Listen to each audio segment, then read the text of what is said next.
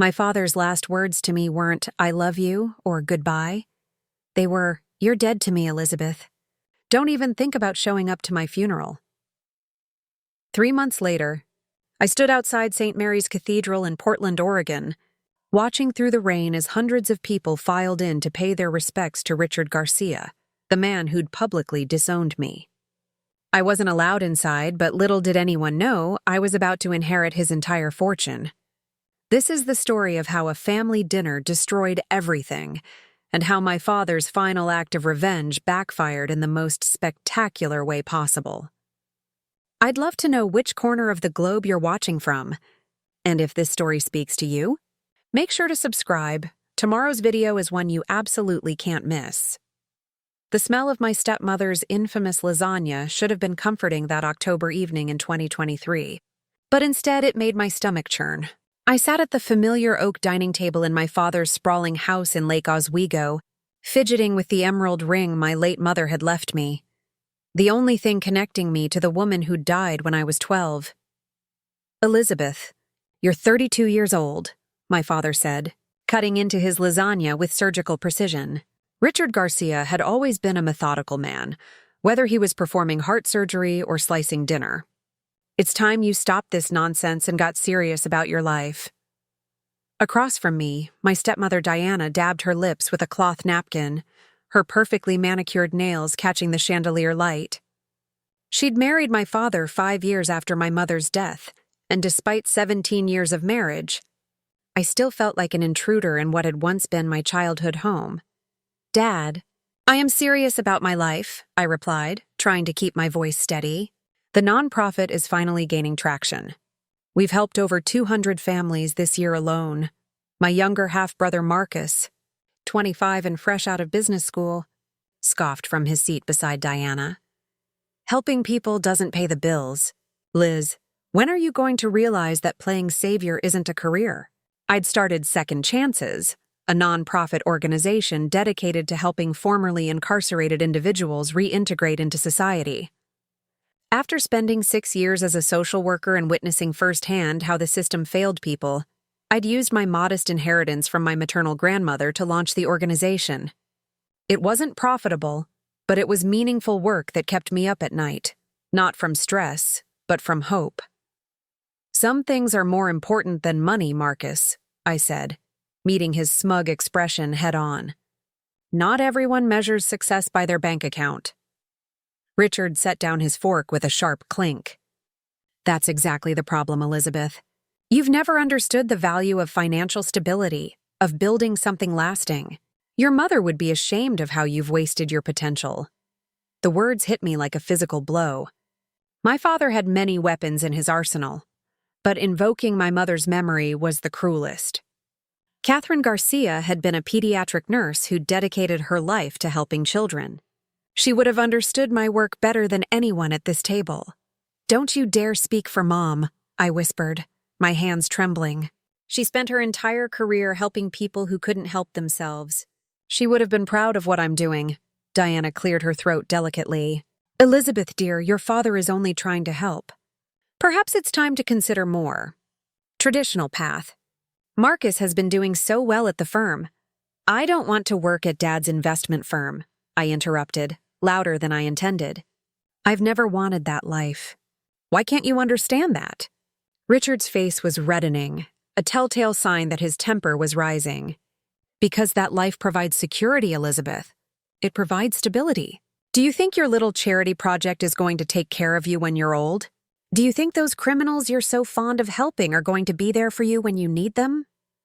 "They're not criminals. They're human beings who made mistakes and deserve a second chance," I shot back. "Something you wouldn't understand, since you've never forgiven anyone for anything in your entire life." The silence that followed was deafening.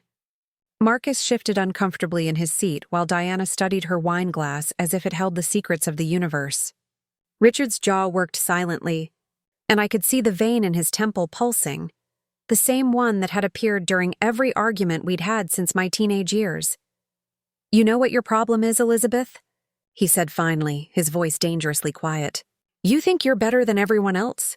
You think your moral superiority gives you the right to judge how the rest of us live our lives? I'm not finished. His voice cut through mine like a scalpel. You've spent the last 6 years throwing away every opportunity I've given you, rejecting every piece of advice, and now you have the audacity to sit at my table and lecture me about forgiveness? I stood up abruptly, my chair scraping against the hardwood floor. I never asked for your opportunities, Dad.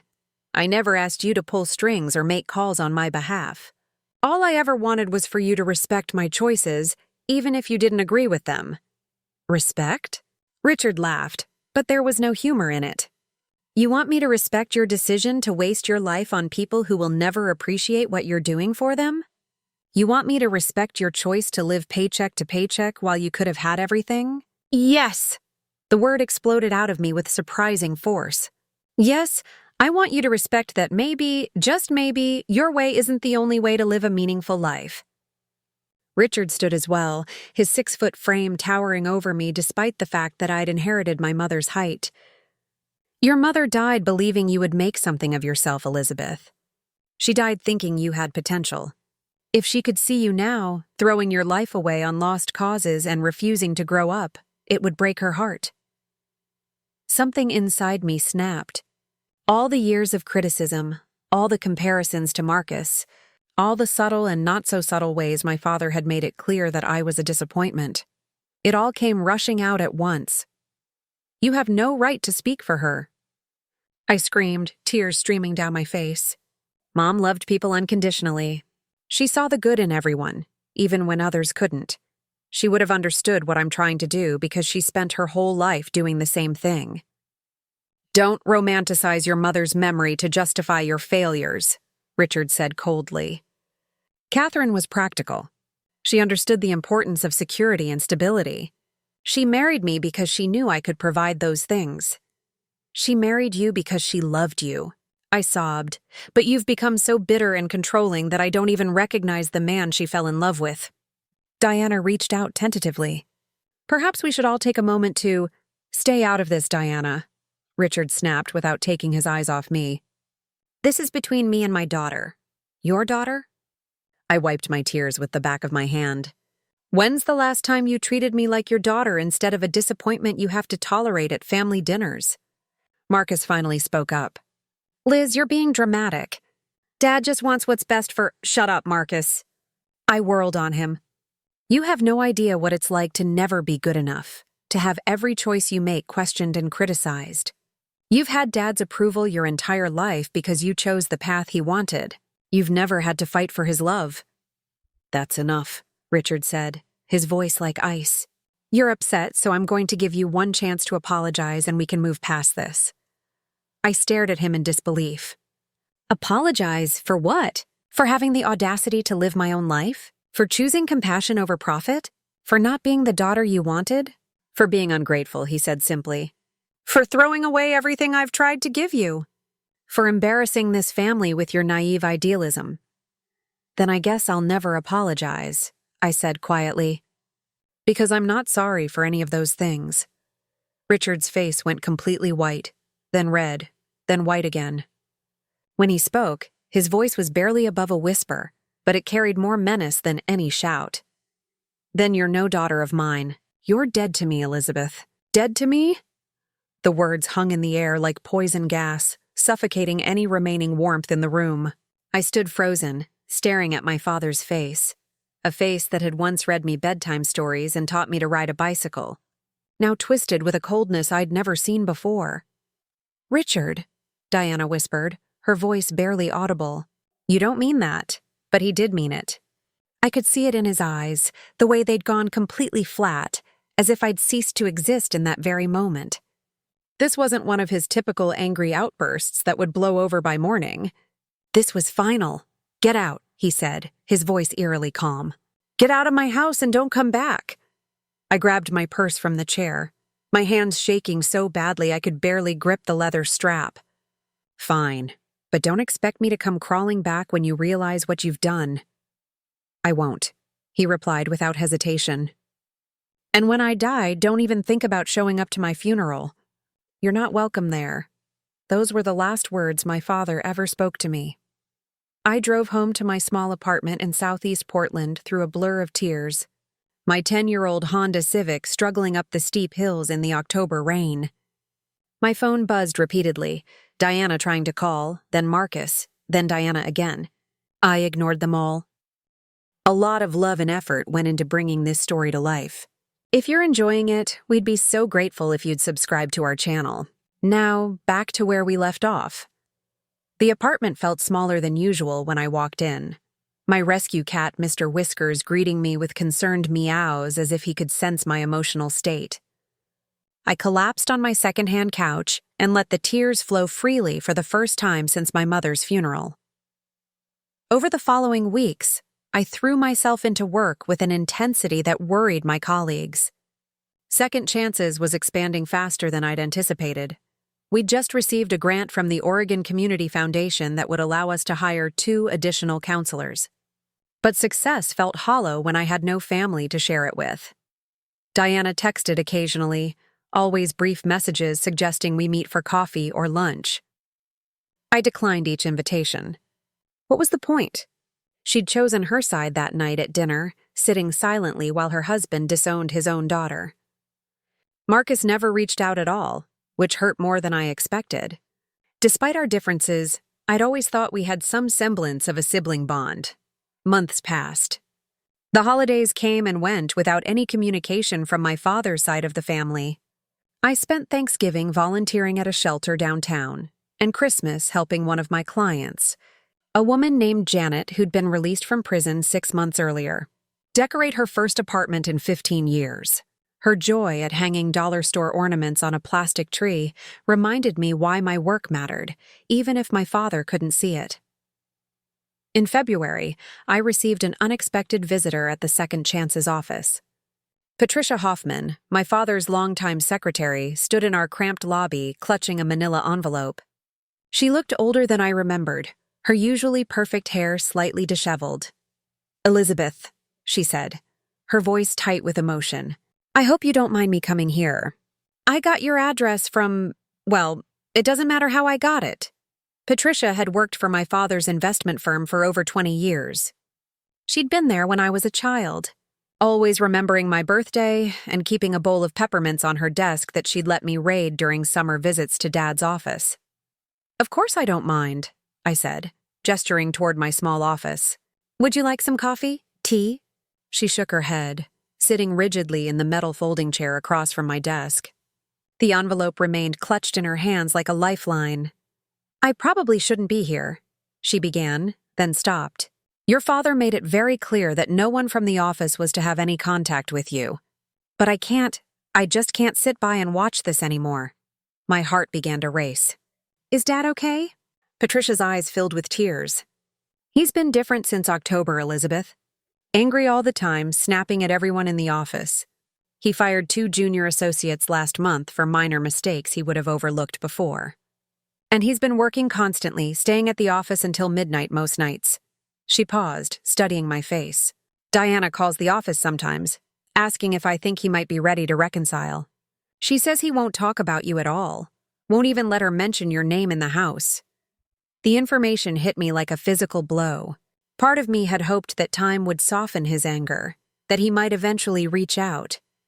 Hearing that he'd forbidden even the mention of my name felt like being disowned all over again. "Why are you telling me this?" I asked quietly. Patricia opened the envelope and pulled out a single photograph. It was old and creased, showing my father holding me as a toddler. We were in the backyard of my childhood home, both of us laughing at something outside the camera's view. My mother must have taken the picture. "I found this in his desk drawer last week when I was looking for some client files," she said, handing me the photo. It was tucked inside his day planner, right next to his business cards. I stared at the image, remembering nothing about when it was taken but feeling the love radiating from my father's smile. This was the man who had taught me to swim, who had attended every school play and science fair, who had held me when I cried after my first heartbreak. "He still carries this?" I whispered. "Every day," Patricia confirmed. "And there are others. Photos of you at your college graduation, newspaper clippings about second chances, Even a printout of that interview you did for the Oregonian last year about prison reform. My breath caught in my throat. He'd been following my work? Reading about my accomplishments? I don't understand, I said. If he's been keeping track of what I'm doing, why hasn't he— Pride, Patricia said simply. Your father has never been good at admitting when he's wrong. The longer this goes on, the harder it becomes for him to take the first step. And I think he's scared. Scared of what? Of finding out that you don't want him back in your life. Of discovering that the damage is too severe to repair. She leaned forward, her voice urgent. Elizabeth, I've worked for your father for 2 decades. I've seen him negotiate million-dollar deals and perform surgery on newborn babies. But I've never seen him as lost as he's been these past few months. I set the photograph on my desk, my hands trembling. Then why doesn't he call me? Because he told you that you were dead to him, and Richard Garcia has never taken back words like that. He's backed himself into a corner where his pride won't let him retreat, even though I think it's killing him inside. We sat in silence for several minutes, the weight of her revelation settling over me like a heavy blanket. My father missed me. He'd been following my work, keeping my photos close, but his stubborn pride prevented him from reaching out. What do you think I should do? I asked finally. Patricia shook her head. I can't tell you that, honey. I just thought you should know that the man who raised you is still in there somewhere, buried under all that anger and hurt pride. After she left, I sat staring at the photograph for hours. Mr. Whiskers eventually jumped onto my desk and settled himself across my keyboard, purring loudly as if trying to offer comfort. That night, I drafted 17 different text messages to my father and deleted every one. I started 3 separate emails and couldn't bring myself to send any of them. What do you say to someone who declared you dead to them? How do you bridge a chasm that wide? Spring arrived early that year, bringing with it an unexpected surge of donations to Second Chances. We were able to expand our job placement program and partner with 3 new employers willing to hire people with criminal records. Local news stations started featuring our success stories, and I found myself doing more interviews than I was comfortable with. It was during one of these interviews, filmed in our newly expanded office space, that the reporter asked about my inspiration for starting the organization. My mother always taught me that everyone deserves a second chance, I heard myself saying. She believed that people were fundamentally good, that circumstances and poor choices didn't define their entire worth as human beings. I try to honor that belief in everything we do here. The segment aired on a Tuesday evening in April. I was having dinner at a small Vietnamese restaurant near my apartment when my phone rang. Diana's name appeared on the screen. Elizabeth, she said when I answered, her voice strained. You need to come to the hospital. It's your father. The fluorescent lights in the OHSU hospital corridor buzzed overhead as I rushed toward the cardiac intensive care unit, my sneakers squeaking against the polished linoleum. Diana met me at the elevator, her usually immaculate appearance disheveled, mascara smudged beneath red-rimmed eyes. He collapsed at the office around 6, she said without preamble, walking quickly beside me. Patricia found him unconscious on his desk. The paramedics said it was a massive heart attack. The irony wasn't lost on me. Richard Garcia, the renowned cardiac surgeon, felled by the very organ he'd spent his career repairing. We reached the ICU waiting room where Marcus sat hunched in a plastic chair, his business suit wrinkled, tie loosened around his neck. He looked up when we approached, his face a mixture of relief and uncertainty. Liz, I'm glad Diana called you. Before I could respond, a doctor in scrubs emerged from behind the heavy double doors. Dr. Sarah Chen looked exhausted, her surgical cap still in place, and I recognized the expression she wore, the same one my father had carried when delivering difficult news to families. Mrs. Garcia? Dr. Chen addressed Diana, then glanced at Marcus and me. Family? His daughter and son, Diana confirmed. Dr. Chen nodded gravely. Your husband suffered what we call a STEMI, a massive heart attack caused by a complete blockage in his left anterior descending artery. We were able to get him to surgery quickly and clear the blockage, but there was significant damage to the heart muscle. What does that mean? Marcus asked, his voice barely above a whisper. "He's stable for now, but the next 48 hours are critical. His heart is severely weakened, and he's currently on life support. We're monitoring him closely, but I have to be honest, his prognosis is guarded." The words hit me like a physical assault. Despite everything that had happened between us, the thought of losing my father felt impossible. He'd been this indestructible force in my life, larger than life even when we were estranged. "Can we see him?" Diana asked. "One at a time and only for a few minutes. He's heavily sedated and may not be aware of your presence." Diana went first, staying for nearly 20 minutes. When she emerged, fresh tears streaked her cheeks. Marcus followed, returning after just 5 minutes with his hands shaking. Then it was my turn. The ICU room was dim, filled with the rhythmic beeping of monitors and the mechanical whoosh of the ventilator. My father looked smaller than I remembered, his usually commanding presence reduced to a fragile form beneath white hospital blankets. Tubes and wires connected him to various machines, and his face was pale, almost gray. I approached his bedside cautiously, unsure if I had the right to be there after everything that had transpired. His hands lay motionless on top of the blanket, and I noticed how they looked older, more weathered than I remembered. "Hi, Dad," I whispered, my voice cracking. "I know you probably don't want me here, but I couldn't stay away." The monitors continued their steady rhythm, the only response to my presence. Diana told me about the photos Patricia found. "I wish I'd known you were keeping track of me. I wish we could have talked before it came to this." I pulled the photo Patricia had given me from my purse, the one of him holding me as a toddler. She showed me this. "We looked so happy then, didn't we? Before everything got so complicated." A nurse entered quietly, checking his IV lines and making notes on a tablet. She smiled sympathetically at me before leaving us alone again.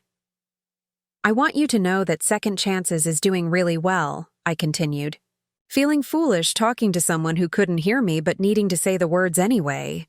"We helped a man named David get his first job in 8 years last week. He cried when they hired him at the furniture warehouse. And Maria, the woman I told you about who was in prison for 15 years? She's going to nursing school now." I paused, watching his chest rise and fall with the assistance of the ventilator. "I know you think what I do is naive, but these people, they're not so different from us, Dad. They made mistakes, some terrible ones, but they're trying to rebuild their lives. Isn't that what Mom would have wanted? For people to have hope?" The next 2 days passed in a blur of uncomfortable waiting room chairs, vending machine coffee, and hushed conversations with doctors. Diana barely left the hospital, and Marcus took indefinite leave from the firm. I found myself caught between wanting to be there for my father and feeling like an intruder in their grief. On the second night, Dr. Chen called us into a small conference room. Her expression was grave, and I felt my stomach drop before she even spoke. "Mr. Garcia's condition has deteriorated," she said gently. "The damage to his heart was more extensive than we initially realized. His other organs are beginning to fail and he's not responding to treatment." "What are you saying?" Diana asked, though we all knew the answer. "I'm saying you should prepare yourselves. It's unlikely he'll recover from this." Diana collapsed into Marcus's arms, sobbing. I sat frozen, unable to process the reality that my father was dying. That our last conversation would forever be that terrible argument, those awful words. "How long?" Marcus managed to ask. "Hours, maybe a day or two at most." "I'm sorry." That night, Diana made the difficult decision to remove the life support. "He wouldn't want to be kept alive artificially," she said through tears. He was always very clear about that. We gathered around his bed as the medical team began the process. Diana held one of his hands while Marcus stood at the foot of the bed. I hesitated, unsure if I belonged in this final moment, but Diana looked at me with swollen eyes. "He's your father too, Elizabeth. Whatever happened between you, he's still your father." I moved to his other side and gently took his hand. It was warm but lifeless, and I was struck by how different it felt from the strong, capable hands that had once taught me to tie my shoes and bandage my scraped knees. The ventilator was removed, and we waited. For 23 minutes, Richard Garcia breathed on his own, his family surrounding him as his body finally gave up its fight. Diana whispered words of love while Marcus held her shoulders. I found myself unable to speak, overwhelmed by regret and grief, and a profound sense of unfinished business. At 3:47 a.m. on a Thursday morning in late April, my father died without ever knowing I'd forgiven him. The funeral arrangements began immediately. Diana, despite her grief, threw herself into planning what she called a celebration of Richard's life. The service would be held at St. Mary's Cathedral, the same church where my parents had been married 34 years earlier. It's going to be large, she told me during one of our planning sessions at the funeral home. Your father knew so many people through the hospital and the firm. We're expecting several hundred guests. I nodded, still processing the surreal experience of planning my father's funeral while knowing I wasn't welcome to attend it. His final words to me, "Don't even think about showing up to my funeral," echoed in my mind constantly.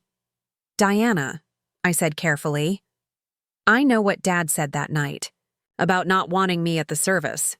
She looked up from the flower arrangements she'd been reviewing, her face conflicted. Elizabeth, that was said in anger.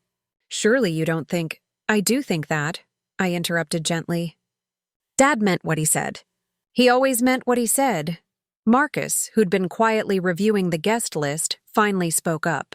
This is ridiculous, Liz. You're his daughter. Of course you should be there. But I shook my head. He made his wishes clear. I won't disrespect them now, even if I don't agree with them. The decision tore at my heart, but it felt like the only way to honor my father's final request, even as it meant missing my last chance to say goodbye in front of the community that had known and respected him. What I didn't know then was that my father's final surprise was yet to come, one that would change everything I thought I understood about his feelings toward me. The morning of my father's funeral dawned gray and drizzling, typical Portland weather that seemed to mirror the collective mood of everyone preparing to say goodbye to Richard Garcia. I stood at my apartment window watching the rain streak down the glass, dressed in black jeans and a sweater, funeral attire I wouldn't need, clothes that felt more like a costume for a play I wasn't allowed to perform in. My phone buzzed with a text from Marcus. It's not too late to change your mind. There's a seat reserved for you in the front row. I typed and deleted 3 different responses before finally settling on, thank you, but no. Give my love to Diana. At precisely 10 a.m., I found myself doing something I'd never imagined, standing across the street from St. Mary's Cathedral, watching my father's funeral from the outside like some kind of ghost haunting her own family's tragedy. I'd told myself I wouldn't come, that staying home was the respectful thing to do, but I couldn't stay away entirely. The cathedral steps were crowded with mourners, many faces I recognized from my childhood visits to Dad's office or hospital functions. Dr. Martinez from the surgical department, the partners from his investment firm, former patients whose lives he'd saved, the mayor of Portland, who Dad had operated on 5 years earlier. A sleek black hearse pulled up to the front entrance, followed by a procession of expensive cars. I watched from beneath a coffee shop awning as 6 men in dark suits carried my father's casket up the cathedral steps. Marcus was one of the pallbearers, his face stoic but strained. Diana followed behind the casket, leaning heavily on her sister's arm. The sight of my father's casket disappearing into the church hit me harder than I'd expected. This was really happening. He was really gone, and I was really standing on a sidewalk in the rain instead of inside saying goodbye with everyone else who'd mattered to him. Elizabeth Garcia? I turned to find a woman in her 50s approaching me, holding a large black umbrella. She had kind eyes behind wire-rimmed glasses and an air of quiet authority that reminded me of the social workers I'd collaborated with at Second Chances. I'm sorry, do I know you? I asked, wiping rain from my face. We've never met, but I know who you are. I'm Janet Williamson, your father's attorney. She studied my face with a mixture of professional assessment and genuine sympathy. I was hoping I might find you here. My stomach clenched. Had my father left specific instructions about keeping me away from his funeral? Was his lawyer here to enforce some kind of legal restraining order? If this is about me being here, I began. It's not, she interrupted gently. Though I have to say I'm surprised you chose to stay outside. Most people would have ignored his directive, so she knew about the funeral ban. Of course she did. My father probably had it written into his will with typical thoroughness. He meant what he said that night, I replied. Even angry, even hurt, Richard Garcia never spoke carelessly. If he said I wasn't welcome at his funeral, then I'm not welcome. Janet nodded slowly, as if my response confirmed something she'd suspected. Would you mind if we went somewhere to talk? There are some things about your father's estate that we need to discuss. I don't expect to inherit anything, I said quickly. I assumed everything would go to Diana and Marcus. That's exactly why we need to talk. We walked 3 blocks to a small cafe that was nearly empty except for a few laptop-wielding students. Janet ordered coffee while I stared out the window toward the cathedral, wondering if the service had started yet. Your father came to see me 6 weeks before he died, Janet began, pulling a leather portfolio from her briefcase. He wanted to make some significant changes to his will. Changes? Elizabeth, when was the last time you spoke to your father before his heart attack? The question felt like a trap, but I answered honestly. That night at dinner in October, when he said I was dead to him. Janet made a note in her legal pad. And you had no communication with him after that? No phone calls, emails, text messages? None. He made it very clear that he didn't want any contact with me. That's what I thought. She leaned back in her chair, studying me with those sharp eyes. Your father's original will, written 3 years ago, left everything to Diana and Marcus in equal shares. You weren't mentioned at all. The words stung, even though I'd expected them. Hearing it confirmed felt like being disowned all over again. But the new will, the one he signed just 6 weeks ago, tells a very different story. My heart began to race. What do you mean? Janet opened her portfolio and extracted a thick document bound in blue covers. In his revised will, Richard Garcia left his entire estate to you, Elizabeth. Everything. The words didn't compute. I stared at her, certain I'd misheard. That's impossible. We weren't even speaking. He hated what I was doing with my life. Did he? Janet's eyebrows rose slightly. Because the man who came to my office wasn't a man filled with hate. He was a man filled with regret. She flipped through several pages of the will before finding what she was looking for. Would you like to know what he told me during that appointment? I could only nod, my voice trapped somewhere in my throat. He said that he'd made the biggest mistake of his life. That he'd let his pride destroy his relationship with the one person who reminded him most of his late wife. He said that you were doing exactly what Catherine would have done, helping people who couldn't help themselves, and that he'd been too stubborn and too afraid to admit. You were right. Tears began streaming down my face, and I didn't bother to wipe them away. He said that? Those were his exact words. He also said that watching you build second chances from nothing, seeing you succeed without his help or approval, made him prouder than anything Marcus had ever accomplished. The revelation hit me like a physical blow. All those months of silence, all that pain and anger, and he'd been proud of me the entire time. But why didn't he call me? Why didn't he try to fix things? Janet smiled sadly. Because he was Richard Garcia, and Richard Garcia didn't apologize or admit mistakes easily. He thought you'd reject any attempt at reconciliation. He was terrified that you'd tell him it was too late, that the damage was irreparable. So instead, he rewrote his will? He did more than that. Janet turned to another section of the document. He also left detailed instructions for a trust to be established in your mother's name, the Catherine Garcia Foundation for Second Chances. It's funded with $2 million specifically to expand your nonprofit work. I couldn't breathe. $2 million. For second chances. In my mother's name. There's more, Janet continued. He left instructions that the foundation be announced at his funeral service. Reverend Patterson is reading a letter your father wrote, explaining his decision to establish the foundation and expressing his pride in the work you've been doing. He's announcing it at the funeral? Right now? Right now. In front of everyone who thought he'd disowned you completely. I stood up abruptly, my chair scraping against the cafe floor.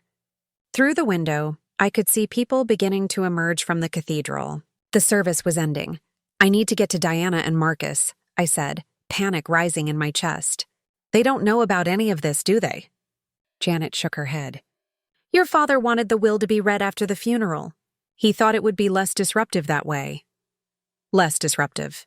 Even in death, my father was trying to control the narrative, to minimize the chaos his decisions might cause. But this wasn't going to be less disruptive. This was going to be devastating for Diana and Marcus. "They're going to hate me," I whispered. "They're going to think I manipulated him somehow." "Are you prepared for that possibility?" I thought about Diana, who'd been nothing but kind to me despite our complicated relationship. I thought about Marcus, who'd just lost the father whose approval he'd always taken for granted. And I thought about my own father, making this grand gesture from beyond the grave. His final attempt to tell me he loved me without having to say the words out loud. "I don't know," I admitted. "But I guess I'm about to find out." The crowd outside the cathedral was beginning to disperse, people sharing embraces and quiet condolences before heading to their cars. I could see Diana near the front steps, accepting hugs from a long line of mourners. Marcus stood beside her, shaking hands and playing the part of the grieving son.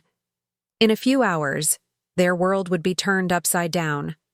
In a few hours, they'd discover that the man they thought they knew had kept the biggest secret of all, that his love for his estranged daughter had ultimately trumped his anger, his pride, and his need to punish her for choosing a different path.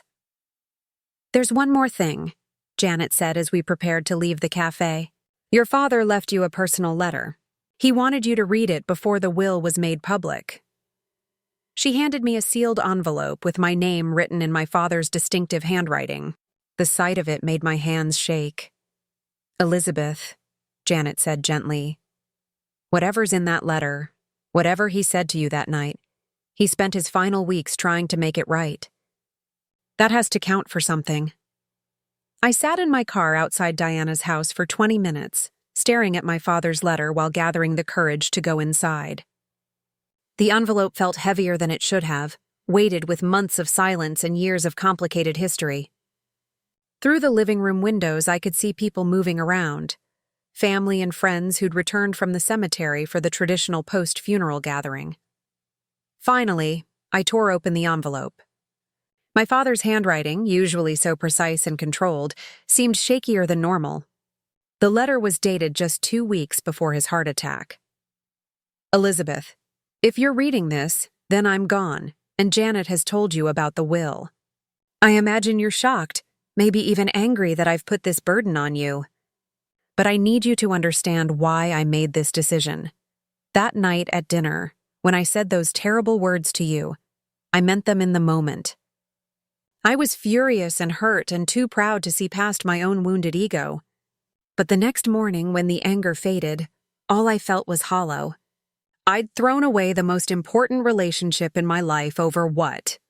Your refusal to live the life I'd planned for you? I spent months telling myself I was right, that you needed to learn a lesson about respect and family loyalty. But watching from a distance as second chances grew, reading about your successes in the newspaper, seeing the lives you were changing, I realized the lesson I needed to learn was much harder than the one I thought you needed. You became exactly the person your mother hoped you'd become. Compassionate, principled, willing to fight for people others had given up on. And instead of celebrating that, I punished you for it because it wasn't the path I'd chosen for you.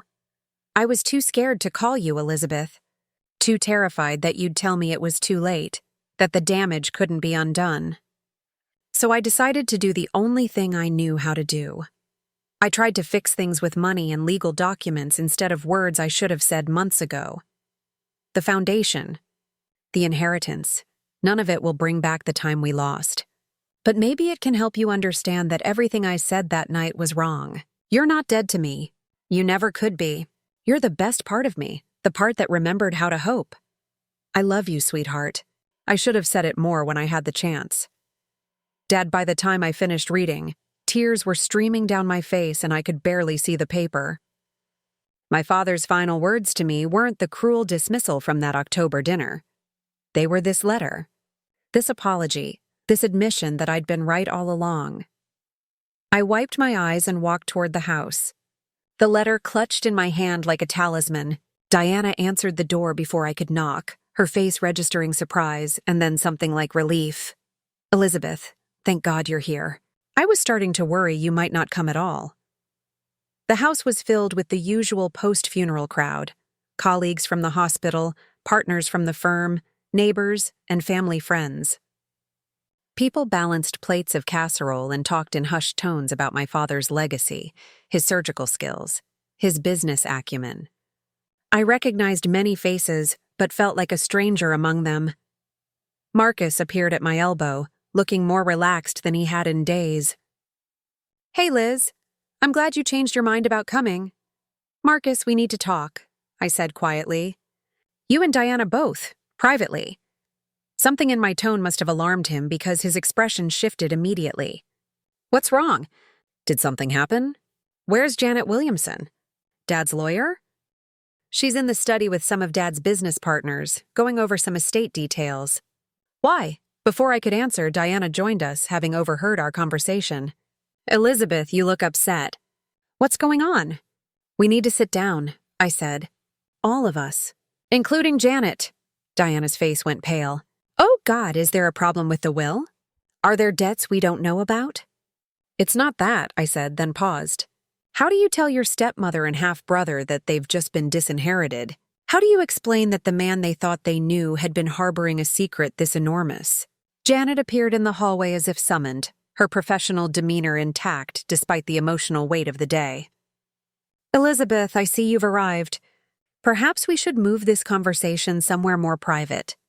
We gathered in my father's home office, the same room where he used to work late into the evening when I was a child. Diana sat in his leather chair while Marcus and I took the couch.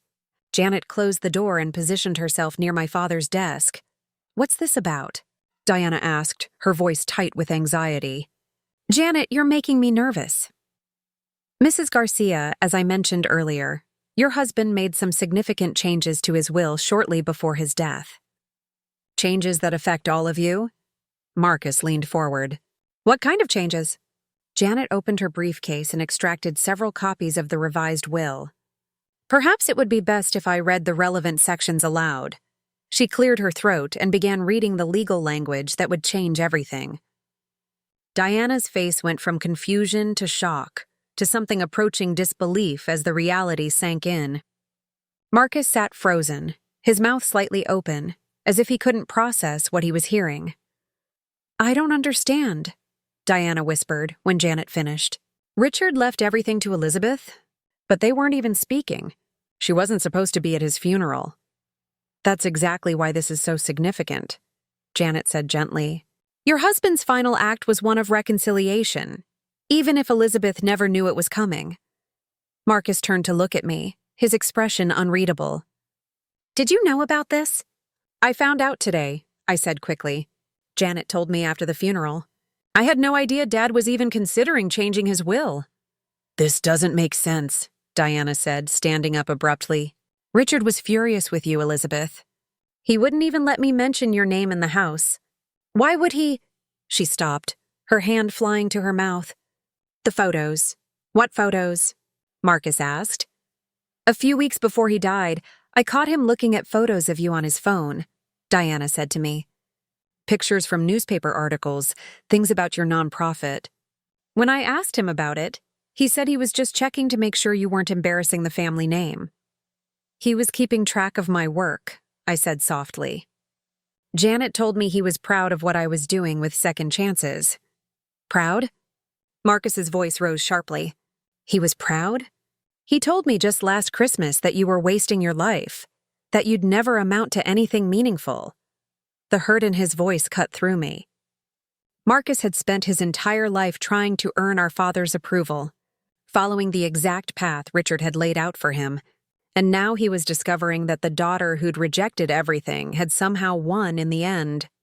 "Marcus, this isn't about what?" he interrupted, standing up now too. "Isn't it about the fact that I gave up my dreams to work at his firm? Isn't it about the fact that I spent 10 years trying to prove I was worthy of his respect, while you got to do whatever you wanted and still ended up with everything? You think I wanted this? I shot back. You think I wanted to lose 6 months with my father because he was too proud to admit he was wrong? You think I wanted to find out he loved me through his lawyer instead of hearing him say it himself? Stop it, both of you, Diana said firmly. Your father is barely on the ground and you're already fighting over his money. It's not about the money, I said, pulling out the letter. He left me this. I handed it to Diana, who read it silently before passing it to Marcus. Watching his face as he absorbed our father's words was like watching him age 10 years and 30 seconds. He was scared, Marcus said finally, his voice hollow. He was actually scared to call you. The foundation, Diana said suddenly. Janet, you mentioned something about a foundation. The Catherine Garcia Foundation for Second Chances, Janet confirmed. $2 million to expand Elizabeth's nonprofit work, administered through a board that includes Elizabeth, Marcus, and Mrs. Garcia. He named it after Mom, I whispered. He knew exactly what he was doing. Diana sank back into the chair, overwhelmed. I don't know what to think anymore. The man I lived with for 17 years, and I never really knew him at all. He loved you, I said quickly. Diana, please don't think this means he didn't love you and Marcus.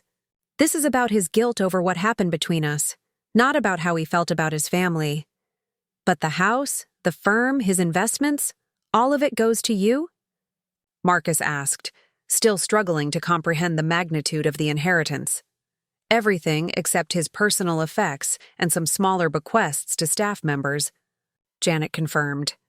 The room fell silent except for the muffled sounds of conversation from the gathering in the other parts of the house. 3 people sitting with the weight of a dead man's final gesture, trying to understand what it meant for their futures. I can't accept it, I said suddenly. I can't take everything. It's not right. Elizabeth, Janet began. Your father was very specific about his wishes. He anticipated you might feel this way, which is why he wrote the letter. I don't care what he anticipated, I said, standing up. Diana, this is your home. Marcus, you've worked at the firm for years. I can't just— Actually, you can, Diana interrupted, her voice steadier now. And maybe you should. Marcus and I both stared at her in surprise. Your father made this choice for a reason, she continued. Maybe we need to trust that he knew what he was doing, even if we don't understand it yet. 3 weeks after the funeral, I sat across from Marcus in a downtown Portland coffee shop, watching him stir his latte with mechanical precision. We'd been meeting every few days since the will reading, trying to navigate the strange new territory our father had left us in. The initial shock had worn off, replaced by a more complex mixture of grief, confusion, and tentative hope. I've been thinking about what you said, Marcus began, not meeting my eyes, about not being able to accept everything.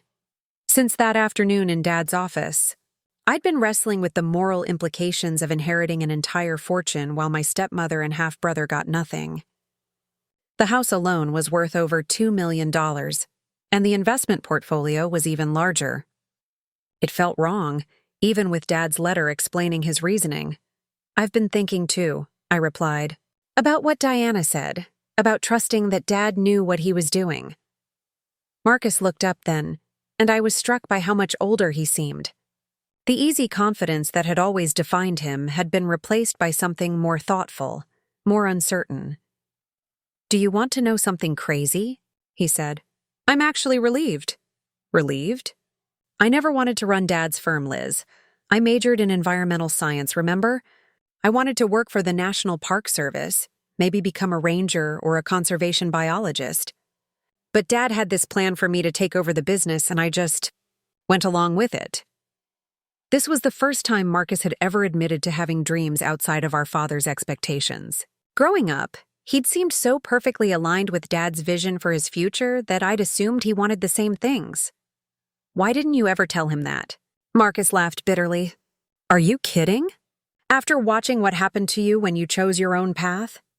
I saw how miserable he made you for following your dreams, and I decided it was easier to just do what he wanted. But you were his favorite, I protested. He was so proud of your work at the firm. No, he was proud that I was obedient. There's a difference. Marcus leaned back in his chair. You know what's funny? All these years I resented you for having the courage to disappoint him.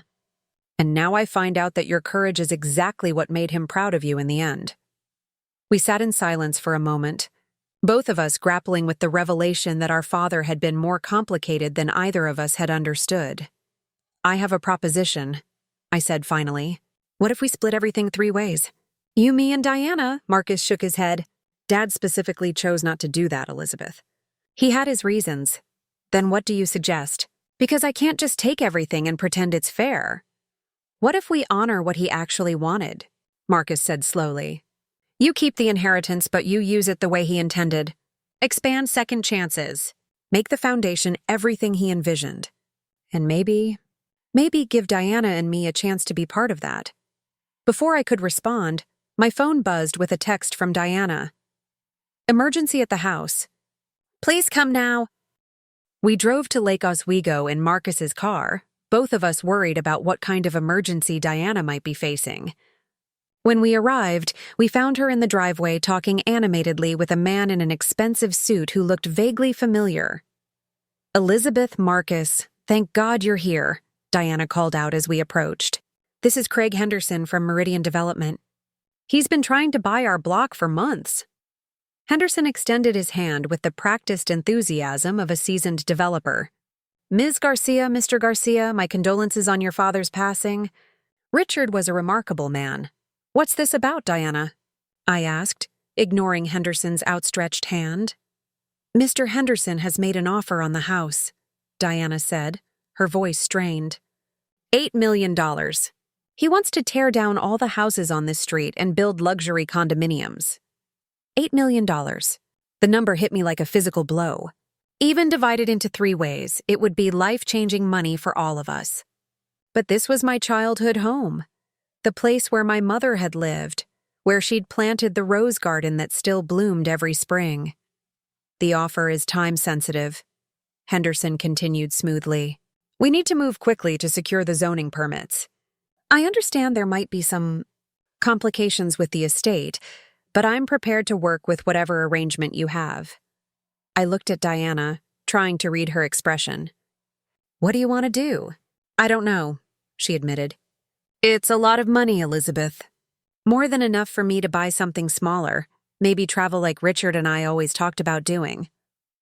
But this house, it's been our home for so long. The neighborhood is changing anyway, Henderson added helpfully. Most of your neighbors are selling. You'd be the last holdouts on the block, Marcus stepped forward. Can you give us some time to discuss this privately? Of course. I'll be in touch tomorrow for your decision. Henderson handed me his business card before walking back to his BMW. We stood in the driveway, looking up at the house where I'd grown up. It was beautiful. A sprawling Tudor-style home with ivy climbing the brick walls and tall windows that caught the afternoon light. But it was also massive and expensive to maintain, probably too big for Diana to manage alone. What are you thinking? Diana asked me. Honestly, I was thinking about my mother. About the Saturday mornings she'd spent in the garden, teaching me the names of different flowers. About the Christmas mornings when she'd made elaborate pancake breakfasts, while Dad pretended to be surprised by presents he'd obviously picked out himself. About the last conversation we'd had in her bedroom before she died, when she'd made me promise to always follow my heart. I'm thinking Mom would hate the idea of luxury condos where her rose garden used to be, I said finally. Diana smiled sadly. She would, wouldn't she? Catherine loved this neighborhood because it felt like a real community, not just a collection of expensive houses. But $8 million is $8 million, Marcus pointed out practically. We could do a lot of good with that money, Liz. Think about how many people's second chances could help. He wasn't wrong. $8 million could transform my nonprofit from a small local organization into something with real regional impact. We could open offices in other cities, help thousands more people rebuild their lives. There's something else to consider, Diana said quietly. Your father left detailed instructions about what he wanted done with his personal papers and effects. He wants you to go through everything, Elizabeth. His office, his files, even his old journals. Journals? I'd never known my father kept journals. He's been writing in them since medical school. Thoughts about his cases, his family, his regrets. Diana's voice broke slightly. I think there might be things in there you need to see. The idea of reading my father's private thoughts felt both invasive and necessary. Maybe understanding his perspective on our relationship, on the choices he'd made, would help me figure out what to do with the impossible gift he'd left me. Can we look at them now? I asked. Diana nodded, leading us into the house. Dad's office looked exactly as he'd left it. Medical journals stacked on his desk, framed photos of surgeries he was particularly proud of, and behind his desk, a locked filing cabinet I'd never paid attention to before. The key is in his desk drawer, Diana said, handing it to me. The filing cabinet contained decades of journals, leather-bound books filled with my father's precise handwriting. I pulled out the most recent one, dated just a month before his death, and opened it to a random page. October 15th, Elizabeth's birthday. I'm 32 years old today. I wonder if she's celebrating, if she's happy. Diana suggested I call her, but what would I say? Happy birthday? I'm sorry I destroyed our relationship over dinner? Some wounds are too deep for phone calls. Saw an article about second chances in the Oregonian today. They helped a woman named Sarah transition from prison back to society. She's working as a medical assistant now, supporting 2 kids on her own. Reading her story, I could hear Catherine's voice. This is what matters, Richard. This is what makes life meaningful. Elizabeth understood that. I never did. I closed the journal, tears blurring my vision. My father had been thinking about me on my birthday, wishing he could call but convinced it was too late. There are more, Diana said softly. Years and years of entries about you, about his regrets, about how proud he was of your work, even when he couldn't bring himself to tell you.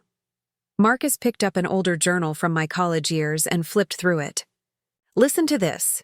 Elizabeth graduated summa cum laude today. Watching her cross that stage, I saw Catherine in her face. That same determination to make the world better. I wish I could tell her that. But I'm afraid she'll think I'm only proud because of her grades, not because of who she's becoming. He was proud of me in college? I whispered. He was always proud of you, Diana said. He just didn't know how to show it without trying to control it at the same time. The 3 of us spent the next hour reading through journal entries that revealed a man far more complex and self-aware than the controlling father I thought I knew. He'd struggled with his need to protect me by planning my life, even as he recognized that his interference was pushing me away. He'd documented every article about second chances, every small success I'd achieved, with the pride of a man watching his daughter fulfill her destiny. I know what I want to do, I said finally. Setting down the journal I'd been reading, Marcus and Diana looked at me expectantly. I want to keep the house. Not sell it. Not turn it into condos, but keep it. And I want to turn it into the headquarters for the Catherine Garcia Foundation. The whole house? Diana asked, surprised. Think about it, I said, excitement building in my voice. It's perfect. Multiple offices for staff, meeting rooms for board meetings, space for job training programs. And we keep Mom's garden exactly as it is. Marcus nodded slowly. A foundation headquartered in the house where the woman it's named after lived and raised her family. Dad would have loved that. But where would I live? Diana asked practically. Wherever you want, I said. There's more than enough money for you to buy a beautiful house anywhere you'd like. Or if you want to stay involved with the foundation, there's a guest house that could be converted into a private apartment. For the first time since the funeral, Diana smiled. Really smiled. Catherine would have loved that idea, using her home to help people start over. So we're really doing this? Marcus asked. No condos, no splitting the inheritance, just trusting Dad's plan? I looked around the office that had once intimidated me as a child, now filled with evidence of my father's hidden love and regret. Outside the window, my mother's roses were beginning to bloom, their vibrant colors a promise that beautiful things could grow even in the wake of loss. We're really doing this, I confirmed. But I have one condition. What's that? Diana asked. Marcus, I want you to quit the firm and come work for the foundation. Use that environmental science degree for something that matters to you." Marcus stared at me in shock. "Are you serious?" "Dead serious. We'll need someone to develop sustainability programs. Maybe work with ex-offenders interested in green jobs. It's perfect for you. But I don't know anything about running a nonprofit." "Neither did I when I started," I interrupted. "You'll learn. And this time, you'll be following your own dreams instead of someone else's plan." For the first time in years, my half-brother looked truly excited about his future. 2 years later, I stood in the same dining room where my father had disowned me, but everything had changed. The formal dining table had been replaced with a conference table where our foundation board met monthly. The walls that once displayed expensive art now showcased photos of people whose lives had been transformed by second chances. David, who'd become a supervisor at the furniture warehouse. Maria, who'd graduated nursing school with honors. Janet, who'd opened her own catering business after completing our culinary training program. "The quarterly numbers are impressive," said Dr. Sarah Martinez, who'd joined our board after retiring from the hospital. "We've placed over 800 people in permanent employment this year alone." Marcus looked up from his laptop, where he'd been reviewing applications for our new Green Jobs initiative. His transformation over the past 2 years had been remarkable. Gone was the reluctant businessman who'd sleepwalked through life at Dad's firm, replaced by someone passionate about creating sustainable career paths for people re-entering society. "The partnership with Oregon Parks and Recreation is exceeding all expectations," he reported. "We have 43 people working in forest restoration projects, and the state wants to expand the program statewide." Diana, who'd chosen to move into the converted guest house and take on the role of operations manager, smiled with satisfaction. "Your father would be amazed by what you've both accomplished." The foundation had grown beyond anything I'd imagined when we first converted the house. We now employed 32 people, operated satellite offices in Salem and Eugene, and had partnerships with over 200 employers throughout Oregon. But more importantly, we'd created something that felt authentically connected to both my parents' values, my mother's compassion, and my father's drive for excellence. "There's something else we need to discuss," said Janet Williamson, who'd become our legal counsel and a trusted advisor. "The documentary crew wants to schedule the final interviews next week." 6 months earlier, a filmmaker named Rebecca Torres had approached us about creating a documentary about second chances and redemption. She'd been particularly interested in our family's story, how estrangement and loss had ultimately led to something beautiful and meaningful. I'd initially resisted the idea of making our private pain public, but Marcus had convinced me that sharing our story might help other families heal their own wounds. "Are you ready for that level of exposure, Elizabeth?" Dr. Martinez asked gently. "Once this documentary airs, your story becomes public property." I considered the question carefully. The past 2 years had taught me that healing was rarely a private process. Every person we'd helped at the foundation had been brave enough to share their story, to be vulnerable in front of strangers who might judge them. How could I ask for that courage from others while hiding my own? "I think Dad would want people to know that redemption is possible," I said finally. "Even when it feels too late." After the meeting ended, I found myself alone in what had been my father's office, now converted into a quiet reading room and memorial space.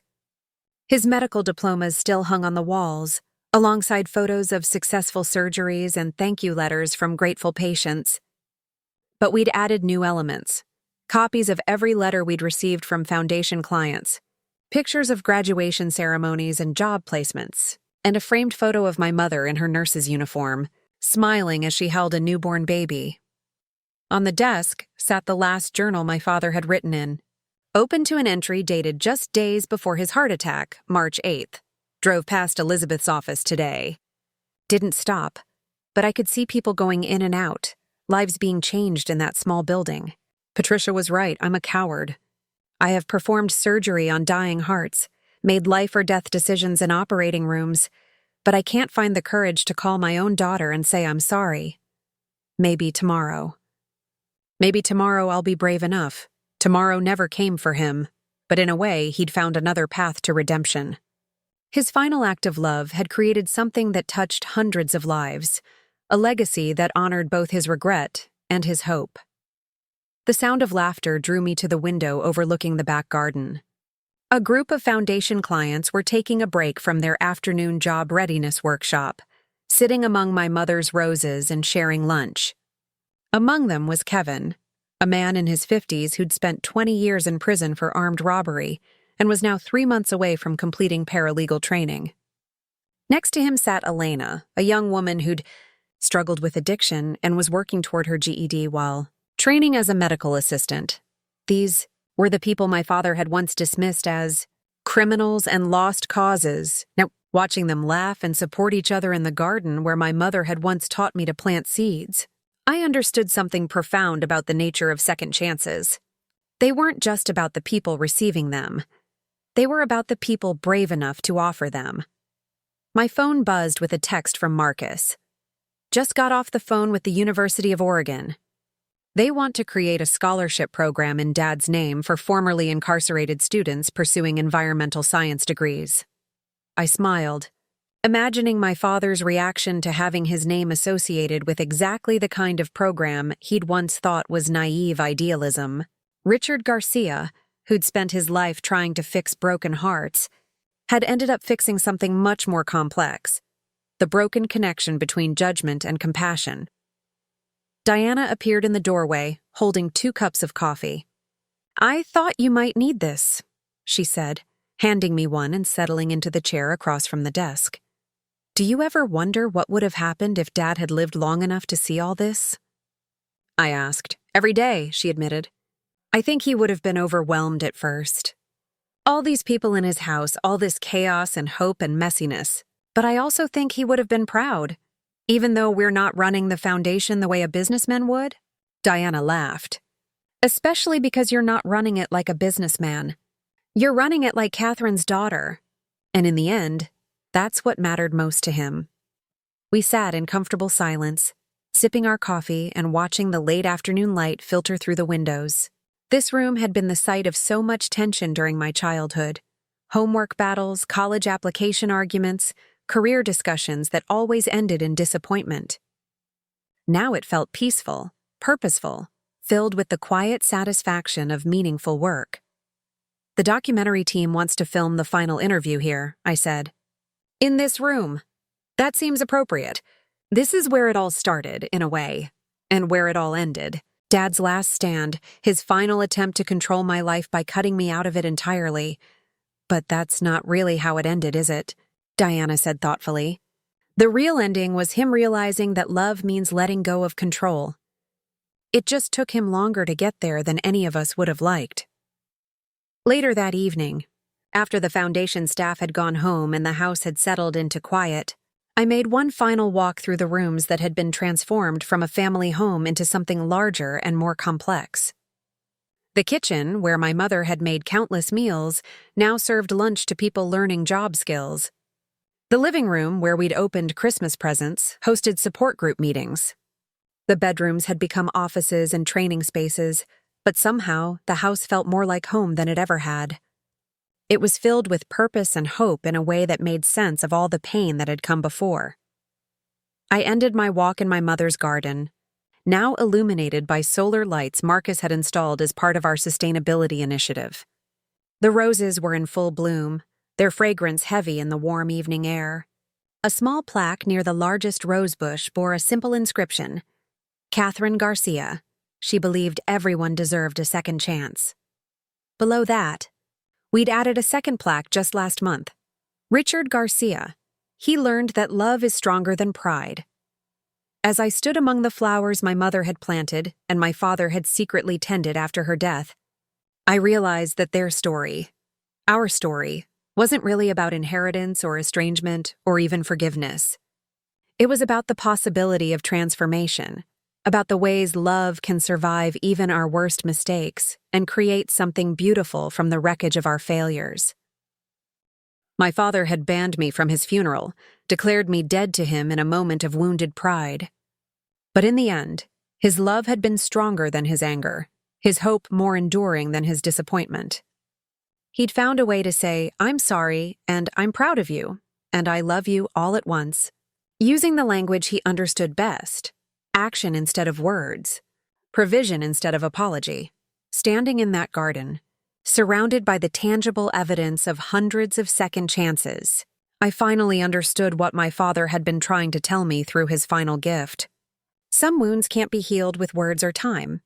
Sometimes healing requires transformation, not just of the broken relationship, but of the people involved in it. My phone buzzed with a message from one of our newest clients, a woman named Sarah who'd just received her first paycheck in 7 years. "Thank you for believing in me when I couldn't believe in myself." I smiled, thinking about my father reading similar messages in the newspapers, secretly proud of the work I was doing even when he couldn't bring himself to say so. In the end, we'd both learned the same lesson, that love is not about control or approval or even understanding. It's about creating space for people to become who they're meant to be, even when that person is different from who you hoped they'd become. The Catherine Garcia Foundation for Second Chances would continue long after I was gone, helping people rebuild their lives and families heal their wounds. But more than that, it would stand as proof that even the most broken relationships can be transformed into something meaningful, that even the most stubborn pride can be overcome by love. My father had the last word after all, but it wasn't the cruel dismissal from that October dinner. His last word was this foundation, this garden, this house full of hope. His last word was love, finally finding a way to speak louder than fear. Looking for more? We've got 2 amazing stories ready for you right on screen. If this one touched you, these are absolutely worth your time. Click to watch them now. And hey, subscribe and hit that bell to never miss our latest uploads.